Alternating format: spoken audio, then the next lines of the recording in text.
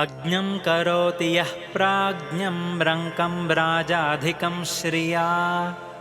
विपन्नं सुखसम्पन्नं तं श्रीसत्यव्रतं भजे सर्वसम्पत्प्रदातारं सर्वापत्परिहारकं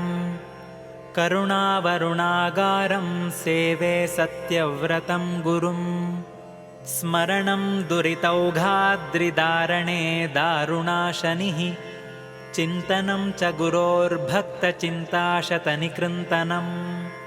प्रदक्षिणास्तथा क्षीणफलदानविचक्षणाः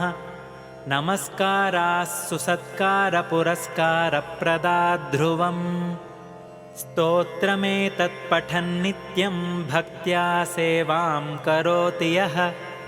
तस्य प्रसन्नोऽभीष्टानि ददाति मुनिराड्गुरुः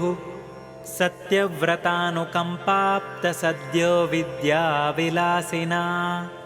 सत्पराक्रमतीर्थेन कृतं स्तोत्रमिदं शुभम् इति श्रीसत्यपराक्रमतीर्थविरचितं श्रीसत्यव्रततीर्थस्तोत्रम्।